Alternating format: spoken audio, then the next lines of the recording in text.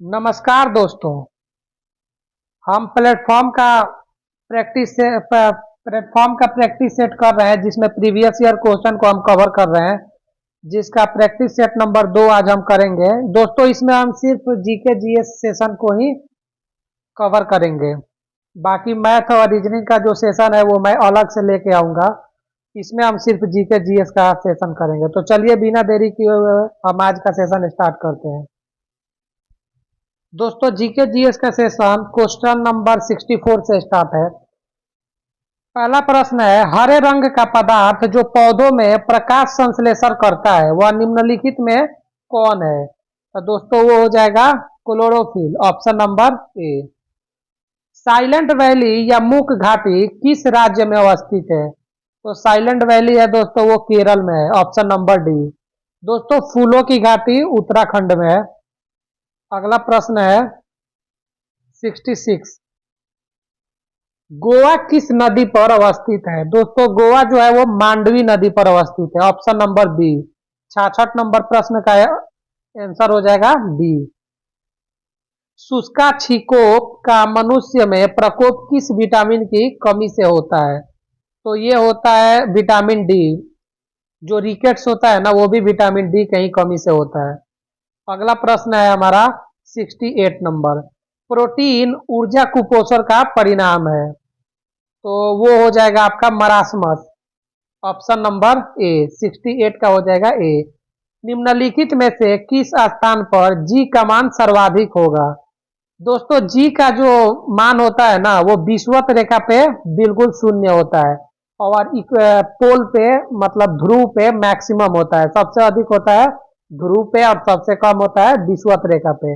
और जो अंटार्कटिका है वो है ध्रुव पे। तो इसीलिए इसका ऑप्शन हो जाएगा डी। जी का मान सर्वाधिक होगा अंटार्कटिका के कैंप में। अगला प्रश्न है 70 नंबर, शरीर के किस अंग की खराबी से मधुमेह रोग का प्रकोप होता है? दोस्तों, वो होता है पैनक्रियाज, अग्नाशय, ऑप्शन नंबर बी। अगला प्रश्न है इबोला क्या है? तो इबोला एक प्रकार का वायरस है, ऑप्शन नंबर ए। घेंघा रोग आयोडीन की कमी से होता है, यह निम्न में से किस क्षेत्र में व्याप्त हो सकता है? दोस्तों, घेंघा रोग जो है वो किस क्षेत्र में व्याप्त हो सकता है? 72 का आपका हो जाएगा पहाड़ी क्षेत्र, ऑप्शन नंबर बी।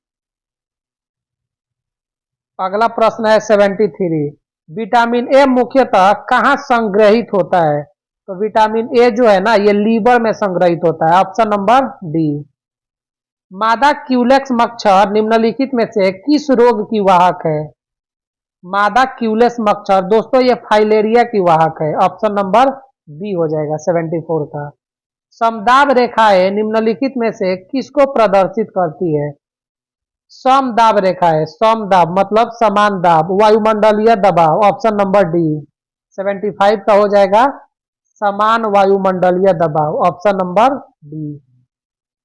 अगला प्रश्न है 76, इनमें से कौन सी नदी कच्छ के रण में समाहित होती है? तो दोस्तों वो होता है लूनी नदी, ऑप्शन नंबर बी। दोस्तों, ये लूनी और माही नदी है ना राजस्थान में बहती है, जो रेगिस्तान में ये विलुप्त हो जाती है। अगला प्रश्न है 77, थायराइड ग्रंथि का स्थान कहाँ है? तो दोस्तों ये थायराइड ग्रंथि जो होती है ये गला में होता है, ऑप्शन नंबर बी। साधारण नमक का रासायनिक नाम निम्नलिखित में से क्या है? तो साधारण नमक का होता है sodium chloride, option number C. और इसका जो केमिकल फॉर्मूला होता है वो होता है NaCl। अगला प्रश्न है 79, तारों का रंग निर्भर करता है। दोस्तों, तारों का जो रंग होता है ना वो तापमान पर निर्भर करता है, ऑप्शन नंबर ए। डॉक्टर नॉर्मन ई बोरलॉग किस देश से हैं? तो डॉक्टर नॉर्मन ई बोरलॉग थे ना ये थे अमेरिका से, ऑप्शन नंबर सी। अगला प्रश्न है 81, आयोडीन टेस्ट का प्रयोग किसकी उपस्थिति जांचने के लिए होता है? तो ये जो होता है ना दोस्तों ये कार्बोहाइड्रेट की उपस्थिति जांचने के लिए होता है, ऑप्शन नंबर बी। अगला प्रश्न है 82, भारतीय संविधान का कौन सा अनुच्छेद छुआछूत उन्मूलन से संबंधित है? तो वो है आर्टिकल 17। अगला प्रश्न है 83। प्लास्टर ऑफ पेरिस का रासायनिक नाम क्या है? Plaster of Paris, POP. दोस्तों ये होता है calcium sulphate hemihydrate, option number C. और इसका जो केमिकल फार्मूला होता है वो होता है CaSO4 इंटू हाफ H2O। निम्नलिखित गौ प्रजातियों में कौन सी प्रजाति देसी नहीं है? तो दोस्तों 84 का आपका हो जाएगा ए, हॉलस्टीन फ्रीजियन जो है ना, ये गाय की प्रजाति है और ये देसी नहीं है, ऑप्शन नंबर ए। अगला प्रश्न है 85। बिहार पंचायती राज अधिनियम में ग्राम पंचायत की अवधि 5 वर्षों की निर्धारित है, इनकी गणना 85 का हो जाएगा बी। पंचायत की पहली बैठक की तिथि से ही की जाती है, इनकी गणना जो 5 साल का जो अवधि होता है ना, ये पंचायत की पहली बैठक की तिथि से गणना की जाती है, ऑप्शन नंबर हो जाएगा बी। अगला प्रश्न है राज्यसभा के संदर्भ में निम्नलिखित में से कौन सा कथन सही है? तो दोस्तों 86 का हो जाएगा सी। राज्य सूची के किसी विषय पर संसद कानून बना सकती है अगर राज्यसभा 2/3 बहुमत से पारित करे कि राज्य सूची का संदर्भगत विषय राष्ट्रीय महत्व का हो गया है। अगला प्रश्न है 87। राष्ट्रीय प्रतीकों के संबंध में नीचे दिए गए कथनों में कौन सा कथन सही नहीं है? तो दोस्तों 87 का हो जाएगा सी। राष्ट्रीय प्रतीक जो है ना वो लौरिया नंदनगढ़ के सिंह शीर्ष से लिया गया है, ये गलत कथन है। अगला प्रश्न है 88। लोकसभा या विधानसभा के निर्वाचन में एक उम्मीदवार अपने जमानत की राशि खो देगा अगर उसे कुल वैध मतों का 1/6 से कम मत प्राप्त होता है। किसी भी उम्मीदवार को अगर 1/6 से कम मत प्राप्त हो तो उसका वो अपना जमानत खो देता। जो दोस्तों जो हम बोलते हैं ना कि इनका जमानत जब्त हो गया है, उसी को ये बोलना चाह रहा है। अगला प्रश्न है भारतीय राष्ट्रीय कांग्रेस का प्रथम अधिवेशन दिसंबर 1885 में कहाँ हुआ था? तो दोस्तों ये हुआ था बॉम्बे में, ऑप्शन नंबर बी। एक दल लोकसभा में विपक्षी दल होने का दावा करता है, उसके पास न्यूनतम कितने सांसद लोकसभा में होने चाहिए? तो 55 सांसद होने चाहिए, ऑप्शन नंबर ए। अगला प्रश्न है ग्राम पंचायत का कोई सदस्य हस्तलिखित आवेदन मुखिया को समर्पित कर त्याग पत्र दे सकता है। आवेदन समर्पित करने के कितने दिनों बाद त्याग पत्र प्रभावी माना जाएगा? तो दोस्तों ये 7 दिनों बाद, 7 दिनों बाद प्रभावी माना जाएगा। अगला प्रश्न है 92 नंबर। भारत में स्वतंत्रता के बाद प्रथम आम चुनाव कब संपन्न कराए गए? तो स्वतंत्रता के बाद जो प्रथम आम चुनाव हुआ था ना वो 1952 में हुआ था, ऑप्शन नंबर सी। मनरेगा योजना में प्रशिक्षित और अर्ध प्रशिक्षित मजदूरों के मजदूरी पर केंद्र और राज्य के व्यय का अनुपात क्या है? तो दोस्तों ये जो केंद्र और राज्य का व्यय का अनुपात है ना वो है 75-25, 75 केंद्र का और 25 राज्य का, ऑप्शन नंबर सी। अगला प्रश्न है निम्नलिखित पंचवर्षीय योजनाओं में कौन सी योजना अनावृष्टि और 2 युद्धों के कारण प्रभावित हुई? तो वो थी तीसरी पंचवर्षीय योजना। तीसरी पंचवर्षीय योजना जो 1961 से 66 के बीच चली थी और इसमें 1962 का युद्ध हुआ था और 65 का युद्ध हुआ था। बिहार में किसान सभा की स्थापना किसके द्वारा की गई? तो बिहार में किसान सभा का Swami Sahajanand Saraswati, option number B. अगला प्रश्न है 1860 में प्रकाशित नील दर्पण नील की खेती करने वालों की दुर्दशा चित्रित करता है। नील दर्पण के रचनाकार कौन थे? तो वो थे दीनबंधु मित्र। दोस्तों ये जो नील की खेती थी, ये चंपारण सत्याग्रह से संबंधित है, जिसमें राजकुमार शुक्ल ने महात्मा गांधी को जो नील की खेती के मजदूर जो थे उनके साथ जो गलत व्यवहार हो रहा था, जो अंग्रेज कर रहे थे, तीन कटिया प्रथा, 3/20, तीन कटिया प्रथा, जो उसके बारे में इस नील दर्पण में बताया गया है। अगला प्रश्न है, नीचे दी गई कमिटियों में किसका संबंध पंचायती राज से है? दोस्तों वो है बलवंत राय मेहता समिति, ये 1957 में हुआ था। Option number A. अगला प्रश्न है, सामुदायिक विकास कार्यक्रम का सार था। सामुदायिक विकास कार्यक्रम का सार क्या था? ये था लोक भागीदारी। ऑप्शन नंबर सी। द्रोणाचार्य पुरस्कार किस क्षेत्र में दिया जाता है?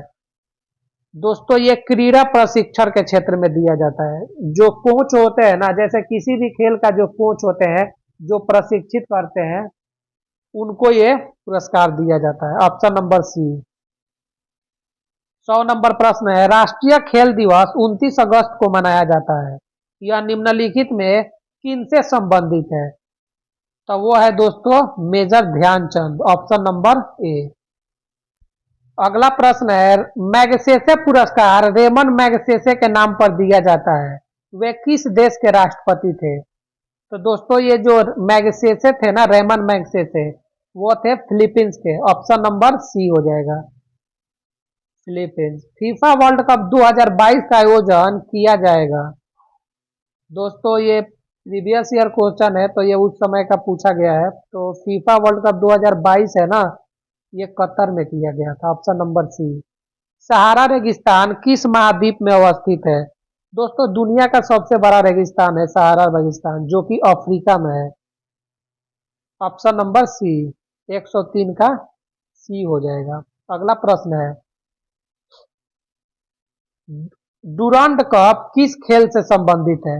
डूरांड कप दोस्तों ये फुटबॉल से संबंधित है। Option number B. निम्न में से किसे वर्ष 2014 का शांति का नोबेल पुरस्कार दिया गया? ये भी करंट अफेयर से है, ये उस समय का करंट पूछा गया। उस समय ये कैलाश सत्यार्थी थे। Option number A. अगला प्रश्न है, बिहू किस राज्य का लोक नृत्य है? तो वो है ऑप्शन नंबर ए, असम का लोक नृत्य है बिहू। अगला प्रश्न है 107 नंबर, पेरू की राजधानी क्या है? तो पेरू की राजधानी होगा दोस्तों लीमा।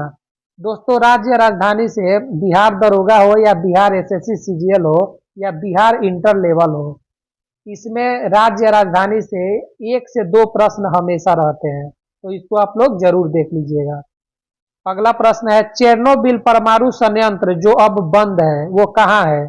तो चेरनोबिल परमाणु संयंत्र यूक्रेन में है। Option number B. जापान की मुद्रा क्या है? जापान की मुद्रा दोस्तों है yen. Yen. Option number D. निम्नलिखित में किस चक्रवात ने भारत के पूर्वी तट को प्रभावित नहीं किया है? तो दोस्तों वो है Nilofar. Option number A, Nilofar. अगला प्रश्न है, ट्रेन टू पाकिस्तान पुस्तक निम्नलिखित में से किसने लिखी है? दोस्तों इसको वीवीआई लगा लीजिएगा। दोस्तों ये पुस्तक लिखी है खुशवंत सिंह ने। खुशवंत सिंह ने। Option number D.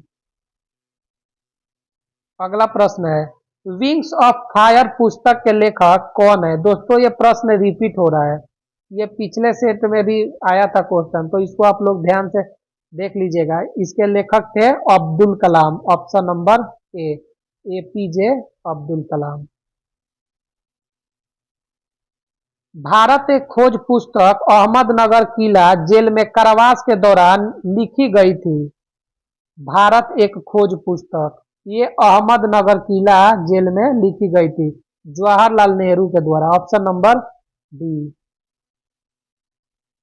अगला प्रश्न है, कौन सा देश sugar bowl of the world? Sugar bowl of the world मतलब चीनी का कटोरा, किसको कहा जाता है? क्यूबा को। Option number A. अगला प्रश्न है, जल का घनत्व किस तापमान पर सर्वाधिक होता है? तो दोस्तों ये होता है 4 डिग्री सेंटीग्रेड पे। Option number D. यूनिट का जरूर ध्यान रखिएगा, केल्विन भी है, फ़ारेनहाइट भी है। तो ये आपका होगा 4 डिग्री सेंटीग्रेड पे। अगला प्रश्न है, संयुक्त राष्ट्र संघ का गठन किस वर्ष हुआ? ये हुआ था 1945, 24 अक्टूबर 1945। अगला प्रश्न है, भारत की आजादी के समय भारत के वायसराय कौन थे? तो वो थे Lord Mountbatten. Option number C, 117 का हो जाएगा सी। कौन सा आईसीएस अधिकारी भारतीय राष्ट्रीय कांग्रेस के 1885 में गठन में शामिल रहा? तो वो था ए ओ ह्यूम, एक्टोवियन ह्यूम। अगला प्रश्न है, म्यांमार की राजधानी क्या है? तो म्यांमार की जो राजधानी है दोस्तों वो है Naypyidaw. Option number C. Thomas उपन्यास के लेखक कौन है? ये थे भीष्म साहनी। 120 का हो जाएगा ऑप्शन नंबर ए, भीष्म साहनी। अगला प्रश्न है, किस खिलाड़ी को प्रथम राजीव गांधी खेल रत्न पुरस्कार प्रदान किया गया? किस खिलाड़ी को? तो दोस्तों वो विश्वनाथन आनंद है, जो कि चेस से संबंधित है। विश्वनाथन आनंद चेस से संबंधित है। और फीडे कप होता है ना, फीडे कप, वो भी चेस चेस में ये कप होता है। फीडे कप भी चेस से संबंधित है।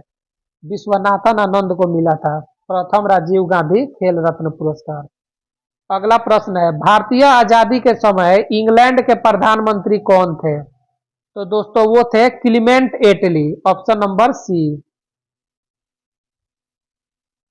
अगला प्रश्न है 123 नंबर, भारतीय रिजर्व बैंक के वर्तमान गवर्नर कौन है? दोस्तों एक ये उस समय रघुराम राजन थे। अभी भारतीय रिजर्व बैंक के गवर्नर कौन है, ये आप लोग कमेंट करके जरूर बताइएगा। भारत के राष्ट्रीय महिला आयोग की वर्तमान अध्यक्ष कौन है? तो ये उस समय थी आपकी Lalitha Kumar Mangalam. Option number A. अभी कौन है ये आप लोग कमेंट करके बताइएगा। भारत और चीन के बीच पंचशील समझौता कब हस्ताक्षरित हुआ? तो दोस्तों ये हुआ था 1954 में। ऑप्शन नंबर सी, पंचशील समझौता भारत और चीन के बीच 1954 में हुआ था। भारत में हरित क्रांति के जनक कौन थे? 126 नंबर प्रश्न है, भारत में हरित क्रांति के जनक कौन थे? तो वो थे MS. Swaminathan. Option number C. अगला प्रश्न है, आंग सान सू की जो एनएलडी की नेत्री हैं किस देश से संबंध रखती हैं? तो आंग सान सू की म्यांमार की थी। Option number D. Mahatma Gandhi और बाबा साहेब अम्बेडकर के बीच पूना संधि कब की गई थी? तो दोस्तों ये संधि हुई थी 1932 में। Option number D. अगला प्रश्न है, गिर का वन शेरों के लिए प्रसिद्ध है, यह किस राज्य में अवस्थित है? दोस्तों ये है गुजरात में। Option number C. अगला प्रश्न है, प्रसिद्ध पेंटर राजा रवि वर्मा किस रियासत से जुड़े थे? राजा रवि वर्मा ये थे दोस्तों त्रावणकोर से। Option number B. अगला प्रश्न है, बिहार में बहने वाली नदियों में किसका उद्गम अमरकंटक में है? तो दोस्तों ये जो नदी है वो है सोन नदी। Option number B. वह 4 अंकों वाली संख्या, दोस्तों ये मैथ से है, ये आप लोग कर लीजिएगा। निम्नलिखित में से किसने नालंदा विश्वविद्यालय में अध्ययन किया? तो वो थे दोस्तों वेनसंग। ये हर्षवर्धन के समय में भारत आए थे। Option number B. अगला प्रश्न है, पूर्ण स्वराज का संकल्प कांग्रेस के द्वारा कब पारित किया गया? तो दोस्तों ये किया गया था 1929 के लाहौर अधिवेशन में। और इस अधिवेशन के अध्यक्ष कौन थे ये आप लोग कमेंट करके बताइएगा। Option number B. ये भी मैथ से है, ये भी मैथ से है। तो दोस्तों बाकी के प्रश्न मैथ के हैं। इसमें हमारे इतने ही जीके जीएस का जो क्वेश्चन थे मैंने करवा दिया प्रैक्टिस सेट में। आप लोग कमेंट करके बताइएगा जीके जीएस में जो भी प्रश्न थे उसमें से कितने आपके सही हुए हैं। अगर वीडियो अच्छा लगा हो तो लाइक कर दीजिएगा, कमेंट कर दीजिएगा और सब्सक्राइब जरूर कर दीजिएगा, क्योंकि जो भी वीडियो मेरा आता है वो सबसे पहले आपके पास नोटिफिकेशन आ जाए। दोस्तों, आज का सेशन समाप्त होता है। वीडियो देखने के लिए बहुत बहुत धन्यवाद। थैंक यू दोस्तों।